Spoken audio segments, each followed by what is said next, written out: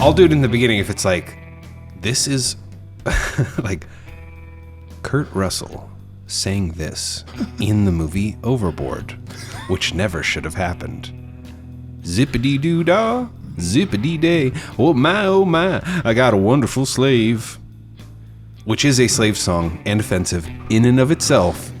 And it made worse when he's like, yes, I have enslaved a woman. And with that, welcome to the Nostalgia Killers. Welcome.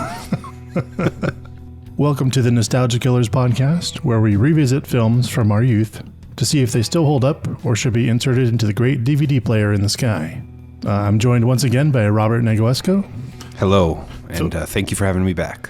Filmmaker, comic book author, artist, publisher. Thank you. Extraordinaire.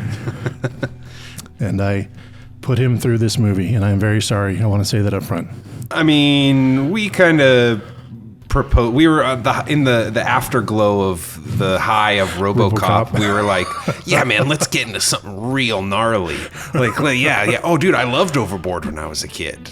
Okay, dude, let's watch it. It'll be great. It'll be funny. And that's like the extent of it. Like, as far as the nostalgia goes for me, that's all I remember is like, that was fun. That was kind of funny. There was kids in it that were my age and I could identify with. But I mean, it was my first Kurt Russell movie, I think. Oh, wow. I think, because I never watched any of the cool ones. You started at the bottom. Though, huh? Yeah, worked my way up. Fuck. Yeah. I guess I did. And I still love him. Look at that. He's one of my favorite actors. Yeah, same. This should not taint his otherwise, I don't know, fun career. I would call it fun. And this movie's not good, but it is trying to be fun. It has a weird nostalgic power. Yes. Like you were talking about earlier with like most of the people you told you were doing this. We have to get into it because there's some sort of enchantment or something that's over this movie. I don't fully grasp. Like, it literally made me like question, like, what are movies? Why are movies beloved at all? Mm-hmm. And like, I just don't know. Like, happy accidents, and it's like, are more than I think happy accidents. Because it's like, I mean, this movie didn't do well when it came out. I looked that up. It did okay, which I thought it would do. No, it worse. lost money though, right? I got down. It cost like $22 million and made 26. Oh, okay. So it just kind of broke even, basically. Yeah, and I mean, they weren't doing the whole half the budget is in marketing back then, so it's like it probably actually did make a little bit of money. Yeah. But it's also, this is 1987 as well as RoboCop. Right. This cost like $9 million more than RoboCop. Where did that money go? Boats. I can't believe that. I cannot believe that. That is it. We could have had another RoboCop suit. Yeah. You know? Yeah. Kurt could have been in a RoboCop suit, which would have made this movie way better. I mean, it must have gone to Goldie Hawn and Kurt Russell.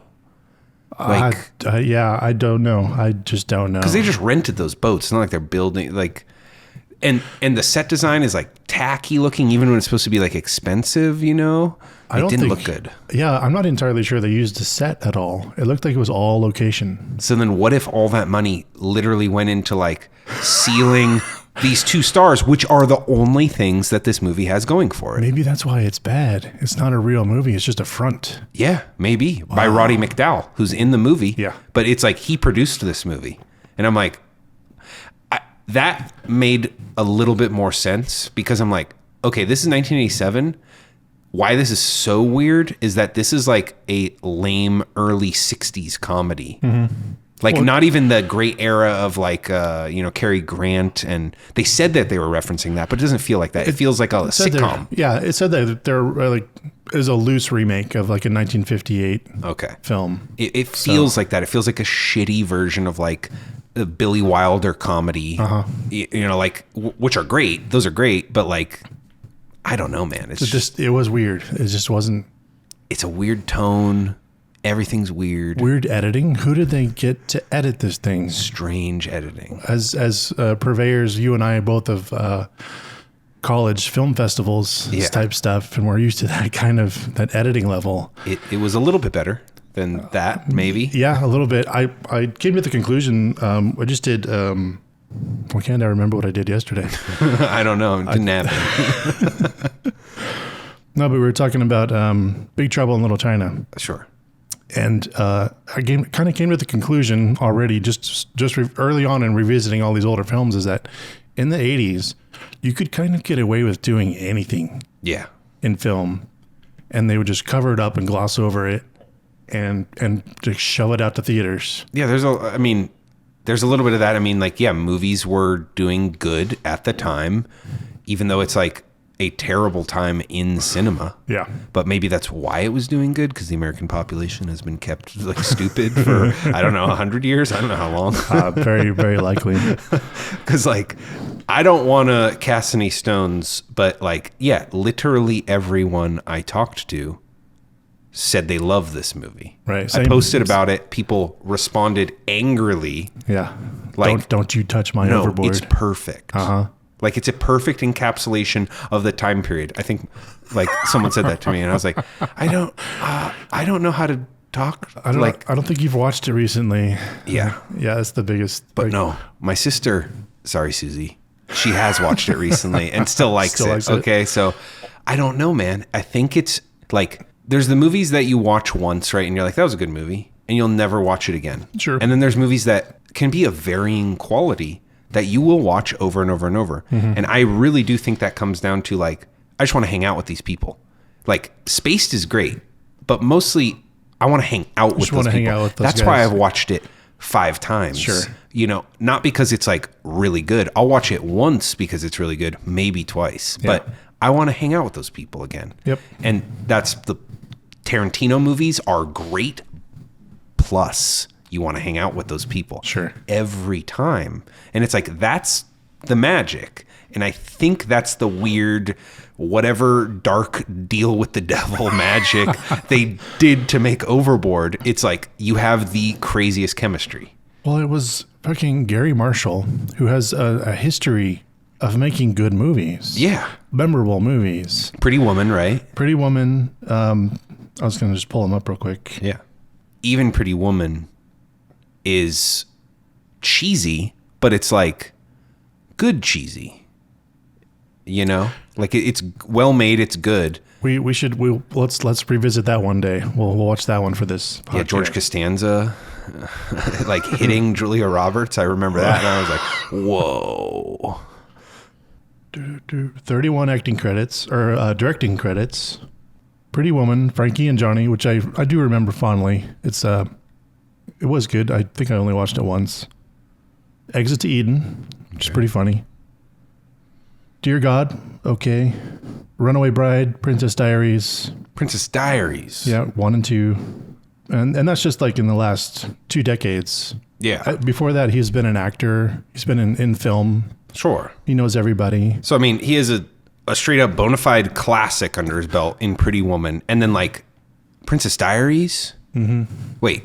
Princess Bride or Princess Diaries? Princess Diaries. Oh, okay. You're thinking of no. I was like, oh, this guy's got a masterpiece. No, wait, that's Rob Reiner, right? Yeah. Like, okay, Princess Diaries is a Disney movie. Yeah. And that all makes sense. These are all of that type of, like, they're feel good, extremely feel good, which is part of the reason why people like this, right? Mm-hmm. It's the only reason because it's like it's rom-com-y. Everything works out in the end. Yeah. Even though that makes no sense. Yeah. No sense at all. Whoa. I mean, should we, like, give an explanation of the plot for people who have not seen this movie? Do you want to take a go at it? Yeah. Let's try. Okay. So, Goldie Hawn plays a rich snob, like super out of touch, cartoonishly out of touch. They're on a yacht, on some whatever yacht rich people adventure, and they're stuck in some small seaside Oregon town for like a week or something for some reason to fix the boat. And then Kurt Russell's a carpenter, and while they're there, she's like, well, I'm going to have my closet redone, and brings him aboard, and he makes a pretty cool closet. It's pretty cool, yeah. It's pretty cool with the rotating for the shoes so she can fit more shoes in the area, and yeah. You'd be happy, but he made it with the wrong wood or something stupid like that. It's not cedar. Yeah. So they have this big argument, and she doesn't want to pay him. Basically throws him and his tools overboard off the boat. And he's like, fuck you, lady. Yeah. You know, but that's the end of it. The rich won. But then, wait, how does she fall off? They're already sailing away. She has to go retrieve her wedding ring from the bow. Yeah, that's and it. she falls overboard out at sea. Yeah. She gets picked up by a fishing, was it crabs or fishing? I forget. Yeah, something like that. But she has amnesia. Yeah, memory loss either from the cold or she hit her head. They don't know. They don't say. Just amnesia. I think like hitting her head. The hitting her head line was like somebody hoping she hit her head and like dragging her in the boat. Yeah, maybe. Because she's she plays a world-class asshole. Yeah, which I mean, and she's very good at it. Very, and it's very like good, clearly yeah. Goldie Hawn has she's not like that at all. Oh, yeah. So it's like very funny in that, like, or it has a lot of potential to be like transcendent if the script was better. You know, like, because that idea is good. If the film just wasn't a cash grab, Yeah, it would have been. If it wasn't this movie, might have been art. Yeah, yeah. That's the thing. There's no artistry in this movie. This is craftsmanship, and sometimes shoddy at that. Right. So anyway, right.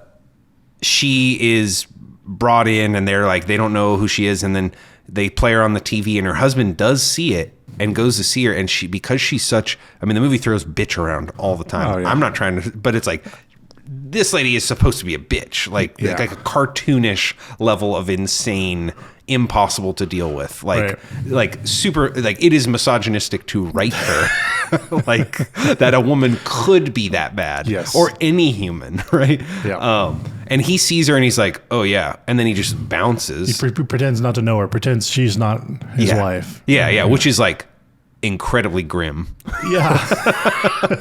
And then Kurt Russell is like drinking at the bowling alley with his buddy who's like the guy who is always that guy. That guy, yep. You know? Yeah, I have him down. Yeah. Mike Haggerty. Yeah. And then he sees him on the TV. He sees her on the TV and he's like, oh, all right. And he like comes up with the plan instantaneously, which means he's a complete sociopath. Like, you know, like he instantly is like, whoa, I'm going to go in there and like tell her that she's my wife and get like $25 a day. You know, that'll pay for the $600, you know, in about a month or whatever that she owes him or whatever. And then like that works. They like try and, you know, vet it. But like, he's like, oh yeah, she's got like a heart-shaped mole by her ass cheek because he was checking her out when he was on the. She was in a thong, like yeah, a PG-13 movie. Yeah.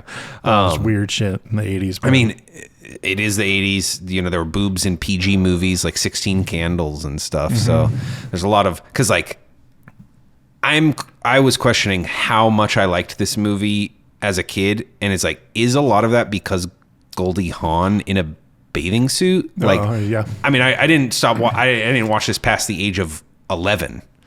So it's like, I don't know why I liked this. Same. I just remembered all the contraptions, like the closet. There's like Rube Goldberg level contraptions that the guy builds, and then like the golfing thing at the end too. Yeah. He built a really cool putt-putt course with a lot of like moving parts. Yeah. That's where the budget went. Probably.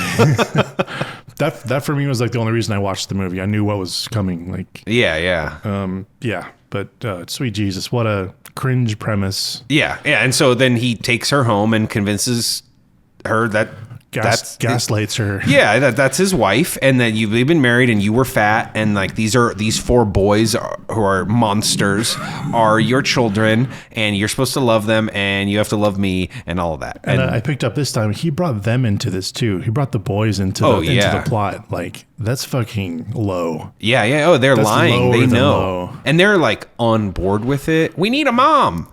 Like it's also deeply sad, right? Like these boys' mom died. Okay, that's horrible. Did she though? I'm curious. I want to know for sure. Is this a Brad Pitt in Once Upon a Time in Hollywood situation where it's like, did Kurt Russell kill his wife? That's right.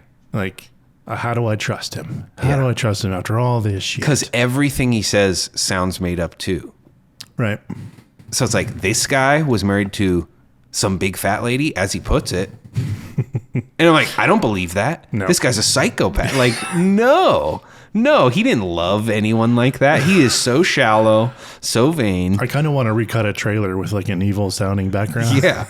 To make it into a horror film. I mean, and when she first like is being immersed into her new world, it is a horror film, Yeah. but it's like, but like, It's very Looney Tunes, right? no, it's horrific. It is like and she says like, I am in hell. My life is hell. Yep. But it's like, I was trying not to do this. I was trying to let the movie sweep me away, but there was nothing about this movie that could do that. So I'm like sitting there going like, Jesus Christ, this is one of the scariest things that could happen to a human being.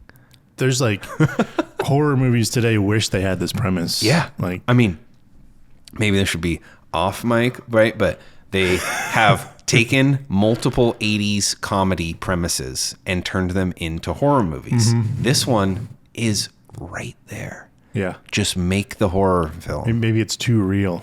Yeah, probably. Yeah. I mean, he makes a sex slave. You know, like, what? Fucking, yeah. I thought of this even before rewatching it, remembering what the movie was about, thinking there's no fucking way this they could redeem themselves Yeah. after that plot. And I mean, you're right. They try to, but they don't redeem themselves. If it wasn't for that one thing, the whole gaslighting thing, and it was just Goldie Hawn's character meeting this family and falling in love and like meeting the kids, it would be a really good, wholesome Disney movie. I think so, yeah. But this one little, the whole, how they get her into the house. Oh, shit. Yeah. No, it's deep lies. His friend is covering the 4 boys, him. It's like this big conspiracy. All these people telling her, I don't know, man. And he had just moved there, so that's why nobody knows him really. So no one can be like, what the fuck, bro? Like, you were never married to that lady. Who's this lady? Yeah, that was a lady on TV. No, but like, I mean, it just has like standard movie hijinks. One thing I was noticing, you said the editing, like so many jokes and lines are clearly ADR after the fact, which makes me like, Everyone's walking away from the camera when they're talking. Yeah. It's bizarre. but it's like, so what was in the script? What was the script then? I want to read the script because I'm like, okay, there's like no jokes here. If the script didn't have these jokes, then what was this movie? Right. Like, what's the first cut of this movie? Like, oh my God. Yeah, weird off-camera jokes, like strange. Like how they would do in like CGI movies in the 2000s where they a character yells something off screen. Yeah, exactly. And it's like, what? Like, yeah, you got to pepper it in, throw more in there. And punch it up. Yeah. It's got Roddy McDowall, who's famous from Planet of the Apes. Is that where he's from? I know the name. Yeah, I don't recall him from. I mean, he's dressed like an ape. That's probably why. That makes sense. Yeah. But yeah, he's one of the 2 apes he's like Dr. Zaius or something. No, there's the 2 nice ones. There's the lady who's like, but you're so damn ugly. Right. And her like partner is Roddy McDowall. Okay. And he's like, oh, I don't know. Oh, I mean, he's great as those are beloved characters to me. Sure, and, sure. like, I love Planet of the Apes, and I have rewatched those. They're still good. But like, this is his movie. He produced it. That's strange. I think he's just like, I don't know if he produced it. Like he helped produce it. I don't think it was his like, torch. Maybe. To, like, Yeah, I have look no at what I idea. can do. I think he was just looking for a check. Probably. I think everybody on this film was just looking for a check. Yeah. I did notice that the one scene in the movie that just works from like a script level through completion is the scene that kind of the whole movie hinges on. So it's clear that they were like firing on all their cylinders, whatever those were. And it's when after she comes back and is like trying to hang out with the rich people again, and she like can't stand them. So she goes and hangs out with like the servers. Right. And she's like drinking shots or whatever with them. Yeah, she's showing them how to do tequila shots. Yeah. And because even they're uptight, right? But Yeah. they're like workers. They're not rich. They are in a uptight world. Yeah. And then they all leave. Everyone leaves, and it's just Roddy McDowall and her. And she's like talking about her crisis, and he's like, "My dear, you've been given a gift that like no other person on earth really has." And it's like the ability to truly embody the life of someone dramatically different from you and be able to like actually walk a mile in someone else's shoes. And he's like, you've been given a gift. And it's like, that scene works. That like what he says works, them drinking before that whole like that is good. That's a character arc. That's an actual like character. You see it from, and it's like, the movie doesn't earn it, but it's there. And that part works. And it's so, and then Kurt Russell just randomly shows up with the boat, you know, like, but it's like that one scene, it's obvious they knew that the movie hinged on that. Yeah. And translating that message to people. And that's what makes it believable, that it's like, yeah, she still loves that guy and she keeps the money, or he gets the money. Yeah. Well, at the end, she reveals it's her money. Yeah. So she even takes that with her, too. Yeah. So Kurt Russell's rich for doing all of that. And not going to jail. Yeah. I mean, and there's like weird stuff in there. She's got no tits, but she's got a great ass. And like, that's like supposed to be her son. And then she's like, what did he say? And he's like, nothing. Nothing yet. And it's like, what? No, you heard that. Well, he's walking around with a Playboy before that too. Oh yeah, he's looking at porn. All the little kids are looking at the porn too. The one joke I did like was when Kurt Russell's character was talking to the principal. She's like, "These children have no parental supervision." He's like, "Look, you don't have to tell me how lucky they are." Yeah, no, there's a couple. There's a couple of gems in there. They're trying to make me drink blood. That's pretty good. Like just as a single line on its own, I'm like, that's pretty good. That's pretty fun. One note I had before I forget it that just like bothered me, which this is in good movies. Like Lost Boys is great, but like anything when they are in the comic book store and they're talking about comics, it's like nonsense. It's just clearly nonsense. Like they did no research of any kind. It's just made up nonsense. Like what adults think children are saying. Yeah. They're like, oh yeah, blah, blah, blah. Like Superman number 186. And it's like, you're holding Superman 347. It's like, I literally don't understand how a script can't just be adapted with simple shit like that. Right. So good movies do that. So I'm not surprised with this, but they're like, she's reading a comic. We never see what they're reading, but she's like, and who's that? Oh, that's Joker. And then like the line of dialogue just is not what the Joker would say, where it's like, ha, ha, ha, your feeble planet shall fall under my power. And I'm like, okay, well, the Joker wouldn't say that. He doesn't control the world and feeble power. Like, what? He doesn't talk like that. This is bad. Yeah. They just are like, yeah, who's a bad guy? Joker. And they're like, yeah, Dr. Death. Dr. Death. Like, it's this weird, like... Well, apparently the whole Dr. Death thing was a reference for another film they did. Oh. There's a bunch of Easter eggs. The letters GG. Okay. That's spray painted all over their little clubhouse and everything. Some people's names. I didn't write them all down because I was really disgusted with this movie. But apparently Gary Marshall, and Kurt Russell, I think Goldie Hawn as well, put a shitload of Easter eggs in the movie. And it's about previous films that they had done just like 3 or 4 years earlier. Oh, okay. It's like Dr. Death was like, I do recognize the comic book thing was kind of fake. Yeah. But they were just like shoveling it into the dialogue, these little Easter eggs. Okay. So it was... Because, it just becomes a battle cry at the end. It's like, Dr. Death. And like that's when he tells the boys like, get your shit. Basically, we're going to go get mom back. It's like, Dr. Death is ready to go or whatever, something like that. It's like, what? Yep. Like, I don't know, man. It's like a movie from like another world where they're just like, this is what it's like, an AI scripted movie or something like that. That's what I would call the 1980s, really. Yeah. That's what's really disturbing about the AI stuff is that it resembles quite a bit of this scattershot attempt at movie making. I don't know. What if Adam Sandler was a stapler?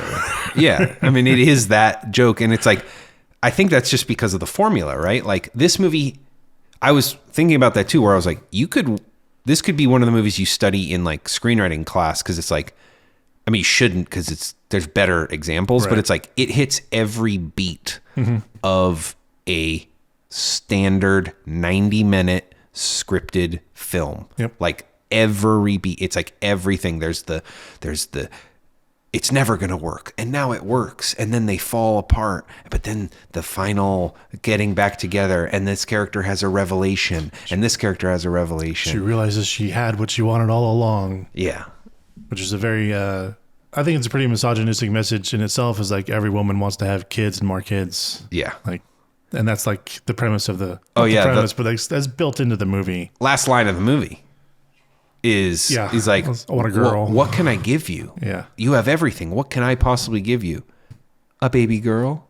And then they start making out and camera helicopter shot, fly away. There's a boat. Happily ever after. Fuck yeah, Kurt. Yeah. Hell yeah. Like, what? Yeah. Yuck. yeah. It felt very strange. But it's like the movie is so not aware of that. That's what I think. I think a lot of it has to do with the age of the people who made it. Like Roddy McDowall, Gary Marshall, people from the 50s and 60s. Yeah. That's like very much boomer mentality. Sure. Or even older, right? Like they might, because Kurt Russell and Goldie Hawn are boomers. Yeah. Like, so because like Roddy McDowall's like acting in like the 50s, right? Yeah. So he wasn't born he was like born before World War II. Like, but even boomers and before, like that was the mentality. You gotta have kids. Yeah. Oh yeah. Every country's in a breeding war, so like everyone has to have that propaganda shoved in their fucking face. Prepare for that again, because birth rates are going down. Yep. We're going to start getting more of that. Oh yeah. Gotta win. Gotta pump them out. Yeah. This movie was remade. I will never watch that, but I just thought we should mention that. Yep. Anna Faris and I don't know. They gender swap it. Yeah, I didn't recognize the male actor, but yeah, they did gender swap it. And I love Anna Harris. Yeah. Or Faris. Yeah. Yeah, I'm not going to watch that movie. No. Is 2017. There's almost no way they made it right. No. Because it's still weird. Yeah, I mean, it's called Overboard. It is a remake. It is. They can't have. I don't know. It's changed it that still much. Real weird. If you're listening to this and it is different, leave us something in the comments. Just write it below and we'll ignore it. So yeah, my mom liked it. I talked to her and she was like, "They made another one of that. I liked that one too." And I was like, "I don't know, Mom." But I mean, it's just. Did we get into the chemistry thing? We were talking about that off mic, but like. No, we haven't. Not for this. Okay. But no, I also didn't realize that they had been dating basically since 1983. Yeah. And basically what appears to be a monogamous relationship, just not married. Yes. Which is pretty cool. I didn't know that. Fucking yeah, they've had great careers. Yeah. They're funny. I love them. I will watch anything they're in. Except this movie again. Yeah. I mean, that's the thing. Is like. Their chemistry is so real, so good. Both of them on their own, like superstars. Sure. Right? Like if it was just Goldie Hawn and Guy, it's like, okay, well, there's one superstar. If it's Kurt Russell and Lady, one superstar. But like the fact that you have two superstars at that time, especially, who have real chemistry, like are in love for real. Yeah. Kate Hudson was probably like a baby, when this movie came out, or a kid. She was born in 79. So, yeah. So then they've known each other even longer. That's not Kurt's dad. So Hudson, yeah, was from the previous guy. Okay. Yeah, I know what you mean. They both had kids soon after. Wyatt and another person. Sorry. Sorry. It's about as much research as I wanted to do. Russell and Hahn family. We have great respect for you. Hey, we'll remake your movie with the kids. We'll rewrite it though better. But like, it almost feels like this literally could be any movie. If that was any romantic movie and that's your leads, it would be beloved in that same certainly way or something. Like everything is hanging on them. Everything, every joke. Everything. There is terrible jokes that like I'm like because it's like, oh, look at Kurt he's crazy, like, and it's like I don't like it, but I'm like, damn it, there's charm. Some weird magic of charm. And that's basically the only vein that flows through the entire film. Is the chemistry between the two of them. There's the super tall guy from Lost Boys, Herman. His last name's Herman. The husband. Oh, the rich husband. Oh, yeah. He's pretty funny in this. Very Well, I don't know. Yeah. Her mother. Oh, yeah. I forgot she was such a big part of this film. Yeah. She was actually like pushing for her daughter to be found. Yeah. Like as a kid, I did not register that part of the movie. No, but it's like still ludicrous because she's like, well, I'm going to call next week. And if you haven't delivered her, then blah, blah, blah. It's like, you've been calling for like 2 months to get a hold of your daughter. You should be worried. But that's 8 calls. Like today with cell phones. Yeah. That's way different. Like, Yeah. I guess that's true. They are on a boat. Yeah. There's that too, I guess. Yeah. Yeah. The kids, I mean, they're just like kids. Everything's just weird. Like the Pee Wee golf thing just seems to come out of nowhere. Like he is a carpenter. Yeah, but they were talking about it at the beginning of the film. So yeah, it was set up to be a plot point. It just feels so weird once it starts happening, and you're like, oh yeah, they're doing a Pee Wee golf or something. Like, oh yeah, that's the resolution. Oh okay. Well, I guess dream big, fall hard. So if you don't dream that high, and putt golf is all you're going for, you don't have that much far to fall. I wish you could cut in the Alan Silvestri music that is the theme of this song, which is just like, I can't conjure it in my head, thank God, but it was stuck in my head for like a day or whatever. And it's just like weird, like fiddling and like, it's like classical, but bluegrass or something. Oh, it's worse than that. That's Gary Marshall's band. Oh man. If you look closely during, I forget, at one of the bar scenes, there's that really old band on stage, the old guys. Okay. Gary Marshall's playing drums. Wow. And they're very, very proud of their song. Yeah. Which I don't know who that was for. I don't know. It wasn't catchy. No. It wasn't. It was very 1950s. And they play it like 6 times. That's what I'm saying. They're very proud of the fucking... I mean, it's the theme of the movie. They had Randy Newman in the credits. Like... Oh, whoa. Was he part of that? That's all he did. That was the credits. Like he didn't get to fucking. But it said music by like Alan Silvestri, I thought, who's like. I think that's just the score. Okay, because he's like a big composer. Yeah, I think. Like I knew his name. Yeah, same. That's the only crew member I knew their name. Oh, really? I didn't really pick up on the music at all. Like other than the hokiness of it. Yeah. And then Randy Newman's voice at the very end during the credits. I was like, "There's Randy." They say music by Randy Newman in the beginning credits. You're waiting the entire fucking film because Randy Newman was in every 80s movie. He was he did music. He was like his goofy voice. Yeah. But and then hit it big with Pixar. Yep. That's got to be his biggest hit. I don't know. There's quite a few. We could do a deep dive on him. Just its own podcast. It's or a Randy Newman biopic. There you go. Yeah. It got annoying. That's how much he was in movies. Yeah. It got like it was a running joke if you had a Randy Newman song in your because eventually you just started tinkering with piano and coming up on the fly with lyrics. Yeah, they do the joke on Family Guy. Exactly. Fat guy walking over, picking up, I don't know, doing something. It's like, yeah. I would have preferred an end credits rap, which would have worked for 1987. Oh my God. She threw him overboard. Right. Completely out of place. Yeah.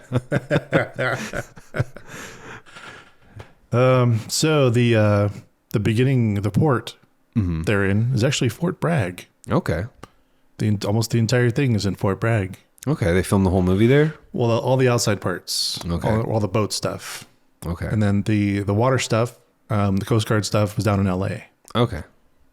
Yeah, there was, But Elk Cove is not a town in Oregon. It is, but it's way up in the mountains. Oh, okay. So like that entire port, they just made it up. Made it all up. Yep. Yeah, that's the least of your worries with this. I gotta, is it that there was just like, let's make a rom-com with a gimmick, and it's like, this one's got boats. Like, that's kind of what it feels like, right? Where it's like, just insert rom-com idea plus gimmick. Like, how do you give someone amnesia? That was their problem. Yeah. Boats. Water. Yeah. And it's like, it works for the story. It's like, why would a rich lady be in this town? Yeah. It's like, oh yeah, boats. I guess they're sailing down the west coast. I don't know. Yeah, I mean that's pretty typical.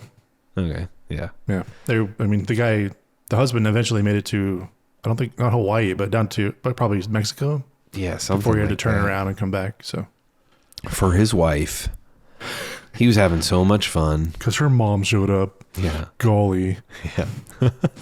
He was just that guy was just letting it ride too. That guy should have it should have been more about his story. That insane story where he's just like, he knows it's not going to last. Yeah. But he's going to do as much coke and fuck as many prostitutes as he possibly can with his wife's money before the divorce settlement. Yep. Yeah, that's pretty much. That's yeah. He actually had a character. So yeah. That's pretty normal, predictable.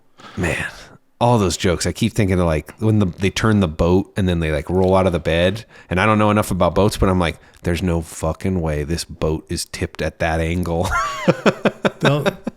It didn't show it happening, but they will do crazy shit if you turn them really fast. Sure, but it goes to I'm like, is the yacht at 45 degrees? Is that possible? Yeah, you know boats. Yeah, I was actually in the Coast Guard, so I have pictures of myself standing at 45 degrees on the wall and the floor. Whoa. I'll show them to you in a bit. Okay, well, I'll take that part back then. That part's correct. So you were in the final scenes with the Coast Guard. Yeah.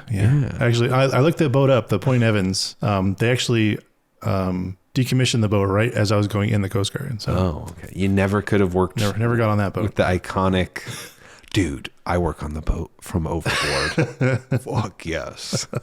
Everything's worth it. Yeah. It's when I was there's The Perfect Storm, that film. There's a lot of the people on my first boat were in that movie. Oh, that's cool. So we actually do a lot of work with the film industry. So it's pretty normal to be in Part movies. Of a movie, yeah. Not that one, maybe. Thank God.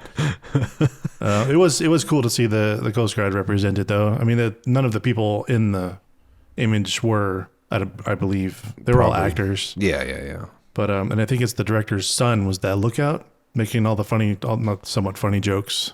Yeah. Now he's falling. He's turning the boat around. Yeah. Yeah. That got really old really fast. All the jokes are so well worn.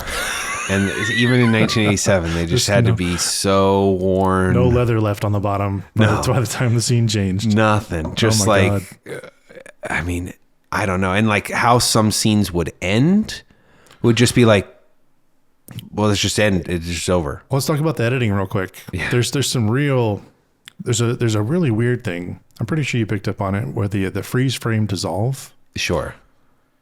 They did a couple times, right? Yes. That's the thing is I've never seen that in another movie from now going all the way back to the beginning of film. And since they did it multiple times, it was a style choice.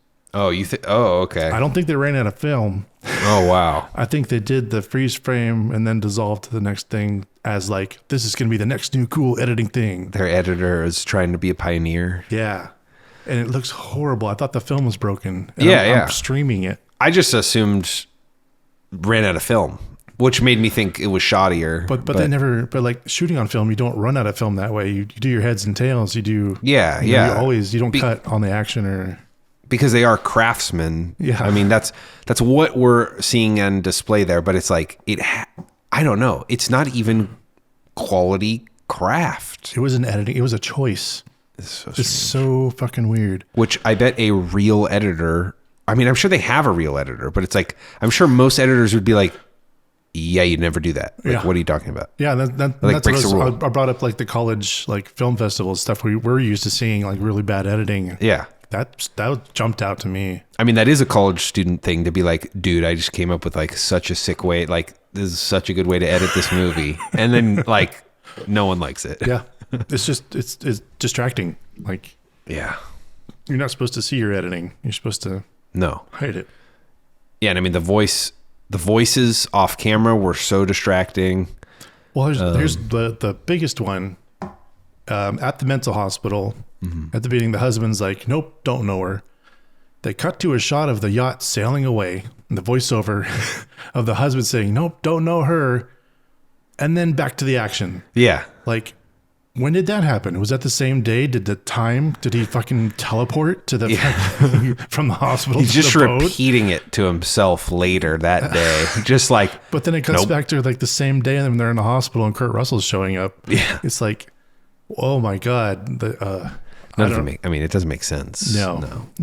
It's just, it was very Looney Tunes. It was like the, but those are Bugs quality Bunny running away. films.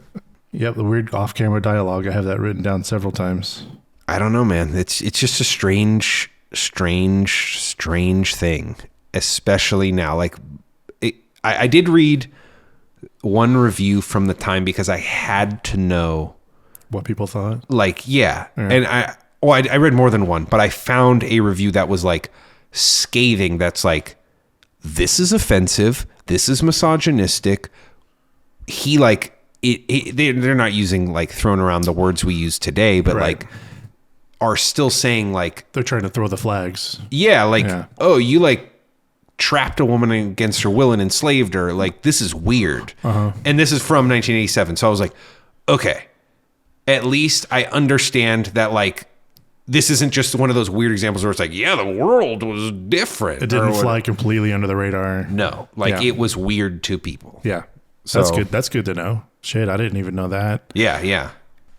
His character's motivation changed for me from what I thought it was. I thought it was just a creepy guy doing the sex slave thing, but it was a revenge trip.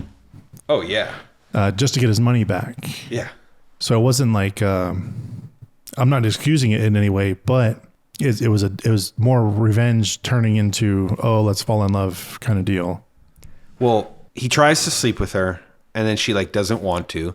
And so he like doesn't pressure, right? Because the movie's trying to make you think that he's a good guy right. or whatever. And then they do have sex once he like romances her appropriately. Right. But like he says at the beginning, he's like, I'm going to get some, the money, $25 a day to be my slave, basically. And then he's like, and I don't remember how he phrases it, but he's like, I might get something.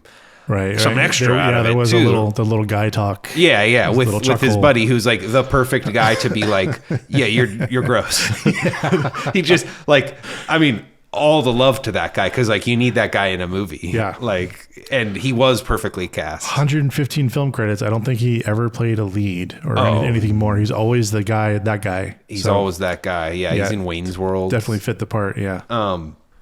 So this is from the San Bernardino Sun, December 16th, 1987, written by Richard Freeman. So he's describing the movie and then it's like, and here the offensively sadistic fun begins. Leeringly calling her Sugar Lips, Dean hauls her to his cabin in the woods, infested by his 4 squalid, brawling brats, and introduces her to his even more repulsively macho best friend, beer-guzzling Billy, Michael Haggerty. As he makes her perform such chores as cooking a chicken from scratch until she comes to recognize herself in her new existence as a, quote, short, fat slut. This humiliation is supposed to last for a mere month, which Dean figures is sufficient punishment for her having spurned his carpentry back on the boat, but it seems to go on forever. She even becomes jealous when Dean takes off every night for parts unknown, until she discovers he's really been moonlighting by gutting fish at a fertilizer plant. A different sort of fertilizer is what Overboard most closely resembles. Han copes heroically but futilely with an impossible dual part, and Russell doggedly flexes his pecs. He doesn't seem to own a shirt until they gleam with sweat, but all to no comic avail. Right? The whole film comes off as an unfunny, nightmarish, anti-feminist version of The Taming of the Shrew, in which Petruchio is a sadistic lout and Kate a comic strip Miss Gotrox who almost deserves everything she gets. Wow. So like scathing. Somebody got it on the day. Yeah, Thank Richard God. Freeman. Yeah. At the San Bernardino Sun. Let's toast to that. Yeah. Fucking hell. Yeah. I mean, but I had to. Like, because after watching it, I was like, I'm glad you did. Like, I thought it just went by everybody. Yeah, it was just the world. Yeah. Oh, yeah. Yeah, that's what you do. You go get her. It was a movie. It was, yeah. Chemistry. Yeah, but also, these are film critics who are looking deeper. Yeah, a little bit. Right? Like, generally, I'm going to pull more Richard Freeman. Yeah, more for sure. Like, for whatever movies we're watching, I'm going to check that guy out in the future because he's on my side now. I'm like, you were ahead of 1987, you were? Yeah. Like, anti-feminist, like, that's what this is. Very much. I don't have much more. Like, I barely got enough talking points to carry on. Yeah. I Just mean... the bad editing, the premise itself, like... tarnished the thing from the start. I even knew that going in. Yeah. But and like finding out that Kurt Russell and Goldie Hawn were in a relationship and like doesn't water down the horrible premise. No. Like, I mean, it's the only reason it works. That's what I'm saying. Like, if they didn't have chemistry, it would feel so creepy. Yeah. Like, even to the average person who isn't looking deeper. You would hope so. Right. Because everyone also, they were like, why are you looking so deep on the premise or whatever? It's just a silly movie. And I'm like, you are right. There are just silly movies, but I don't care if you make fun of my movies. Like, nor should they care what I think. Right. If you love Overboard, we're going to watch it every day, I guess. I don't know. I mean, don't do that. But if that's what makes you happy, I mean, this world's hard enough. Right? Sure. But like, just, you need to be like, there's a difference between I love something and it's good. Yep. And like, I find most people cannot come to terms with those things. It's like, if I like it, it's good. It's like, no. There's one film, I think in like 2016, 2015-ish. I think it was The Passenger. Okay. It's a kind of sci-fi spaceship movie. What's his name? I'd have to look up their names. But the guy wakes up from like cryo early, and he's alone. So he wakes up a woman and like does the same kind of gaslighting thing, and like people were like kind of bouncing it back and forth. Like, is this good? Is this a bad thing? But is the movie played a little more nuanced where it's like, oh, maybe this guy, because like you could make this movie and just like if it didn't have the sappy like everything works out ending, then it's about a scary person, right? And it's like, you can make this movie like that's just how you remake it. That's the thing, is I don't think it was played as like, look at, he did a horrible thing. It's like, oh, they got to be awake a long time, they should be together. I think that's how the movie did it. So it has more reason why someone would do something like that, but still isn't okay. Yeah. But like, still being made in this late time. Well, but so we could do a quick couple minutes, just name Kurt Russell movies that are good. Try to bring it back. Yeah, I don't know. Okay, let's do that. Let's clean our palate. Okay. With, I mean, Big Trouble in Little China, you already brought that up. That's great. Obviously, The Thing, the greatest, the greatest, one of the best movies ever. He's in Hateful Eight. He's fantastic in that. I thought that was awesome. And Tarantino's Death Proof. Yep, Death Proof. And this guy who he's in Overboard is more like the guy from Death Proof. Yes, very much. It's like, I'm this twinkling, blue-eyed, like handsome man, but he's like, like, I'm gonna gut you. Like, it's like that type of person. It's basically what happened to like the guy from Overboard in the future. He's like going through bars. She eventually got wise, left, took the money, and his kids are dead or something. I like this. I can enjoy this premise. Yeah. I mean, what else? He's just always great. Yeah, I mean, one film a lot of people seem to have missed completely was Soldier. Sure, yeah. You've seen that one? I've seen it a long time ago, but I have seen it. It came out in 98, so it was overshadowed by a lot of bigger films like Matrix and some other American Beauty and stuff like that.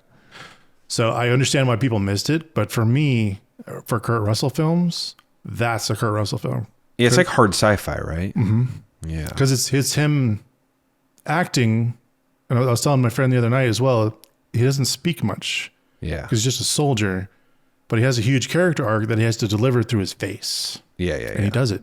Because he's a great actor. He is a good actor, yeah. I mean, he was a Disney kid too, which is crazy. I found that out the other day too. I did not know that. And then what?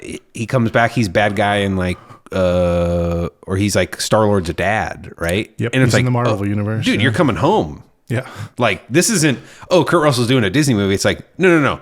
They made him. Yeah. They like hired him at like 11. He was basically like Britney Spears. Yeah. Yeah. When he was a kid, he was on like TV shows like Gunsmoke and like the Disney shows, and then like was in their movies like The Computer Wears Tennis Shoes and all these ones like Jodie Foster or something. Mm-hmm.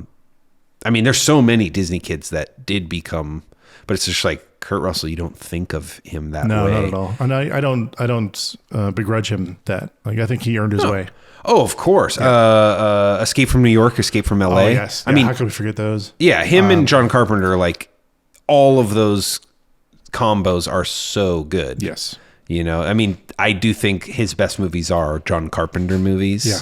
You know, and it's like, but you never know that but you're like, John Carpenter was taking a Disney kid and tweaking his image, kind of like dragging him through the dirt and like holding him up. Yeah, like, look what I did to your golden child. It's almost like, you know, Travolta in Pulp Fiction or something, where it's like obviously he's a little bit older and stuff, but it's like I'm taking this guy's image and I'm gonna just, because he's capable of so much more, gonna just change everything. And it's like, yeah, I think of Kurt Russell as a badass action movie guy. Sure. You know, not a rom-com guy, though I know he's done other rom-coms. Yep. Because like now I'm thinking, I'm like, I don't know what he did in the 90s.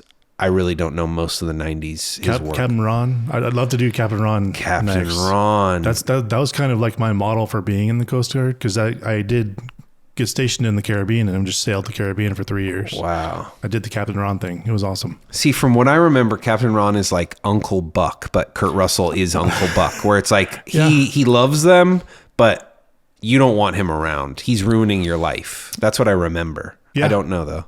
Yeah. He's a little more, if I was it was a Martin Short. Yeah. You know, if I was a parent, I would not want to put my kids around, a boat bum. Yeah. Uncle Buck would be another good one to do. Fuck yeah. Anything John Candy. Yeah. Anything and everything John Candy's coming up. Yeah. Stay tuned, folks. And then, Goldie Hawn is in like Death Becomes Her. That movie's crazy. One of my favorite films of all time. And she's a producer as well. She's also started early, like Kurt Russell. Yeah. Started early in the industry. And like, I don't know if she got bored acting, but she started taking up production mantles and started being more involved behind the scenes. So she's like a powerhouse. Yeah, I believe it. And I mean, she started really young. She was like a model when she was like 17 or 16 or something. Mm-hmm. Okay. And then I only recently learned Kate Hudson was her daughter. Yeah. Like it was an interview. I think it was Hot Ones with Kate Hudson. Oh, okay. and they asked her a question like, how do you feel about your career with your mother being this acting powerhouse and like kind of keeping that secret or just not playing it up? Yeah. Kate Hudson was like, yeah, it was great. I made my own way. I'm like, bravo. Respect to Kate Hudson. Totally. I mean, yep. And she kind of had the same thing. She kind of went away, and then she's in the Glass Onion. Yep. And it was great to see her. I was like, oh yeah, Kate Hudson. Like, dude, she was like huge in my childhood. Like she was like one of the biggest stars. Yeah, for sure. And then just kind of went away. Like almost famous. I mean, hopefully it's by her choice, Yeah. Yeah, totally.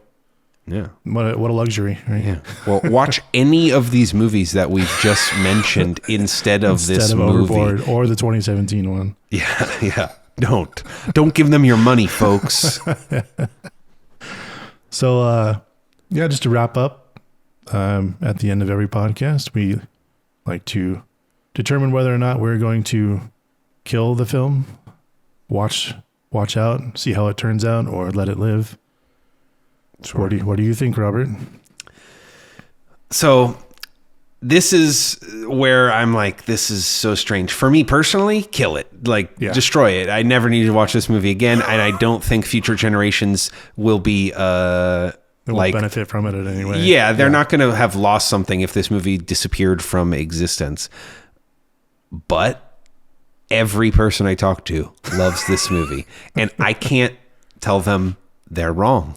I don't know. Like, I don't like it. It's not for me. Yeah. So I don't really know what that answer is. Well, like, I think a part of being in this podcast and the premise behind it is that we have to be okay with being the bad guys from time to time. Yeah. And I got to say, this film does not deserve to live. I mean, it doesn't. So I had a really strong nostalgia for it from when I was a kid. I loved watching it. But now knowing what I was tricked into liking, yeah, I fucking hate it. And I mean, I do feel like on some level, either they A, haven't watched it in very long, or B, are unable to shed the nostalgia factor. Sure. Like, I don't think any of the people I spoke to, if they had watched that movie today for the first time, would then in 5 to 10 years be like, I love that movie. Yeah. Like, I watched it a bunch. Like, I think all of them watched it when they were young. Like, my mom watched it. I mean, she was fully grown when it came out, but like, she's probably watched it for years. Right. And my mom just likes movies. I'm not going to judge, like, she's not paying attention or questioning that stuff. And it's like, not everyone is going to do that. Sure. And that's a very important thing to point out is like, everyone enjoys film on a different level. Yeah. Completely. With different intensity. Different reasons. Completely. And we get it. Yeah, I mean, I think we said this, or no, we did get into it, but it's like people just want to hang out with Kurt and Goldie. Yep, very good point. They could just be hanging out in a room. Kind of like what we're doing on a podcast, and people are just listening to us talk. Yeah. If in 1987 they had just recorded a filmed conversation between the two of them, just talking and bantering, it'd be great. That would be the movie that everyone nostalgically feels for. They're like, oh my God, I love that movie. Oh my God. Yep. Like, oh, when they're talking and then they're so sweet together, blah, blah, blah. Like, but yeah, no, I mean, there's nothing here other than them. Yeah. Like, very much. Or it's the most forgettable movie that no one would ever watch again, but they are superstars. So very much so. So yeah, I mean, cast it into space as far as I'm concerned, but someone loves it. Yeah. Well, okay. That's decided then. It is done. It is done. Thank you, everybody, for listening. This has been The Nostalgia Killers. I have been Luc Lond. I've been Robert Negoesco. Please follow me on Instagram at Robert_Negoesco, or on YouTube at Robert Negoesco, no spaces or underscores there. Same spelling. Please check out what I've been working on. Got comics coming out. Got a $25 bundle of 5 comics that people can get. That includes the shipping. So, yeah, check it out. Very cool, man. Thank you. Thank you, everybody, for listening. We'll be watching out for your torches and pitchforks. Yeah, I do want to hear what people have to say. I do want to hear like the response to this. I would love a well-written response that just destroys all our arguments. Sure. That would blow my mind. I would love it. Sure, I would totally read it. Yeah. Yeah. But you're still wrong. But like, but I will hear you out. I will hear you out. Yep. Somebody's college thesis was written on this movie. Oh, yeah. Somebody defended it. People's lives were based on this movie. I bought a boat and married my wife because of this movie. Like, yes.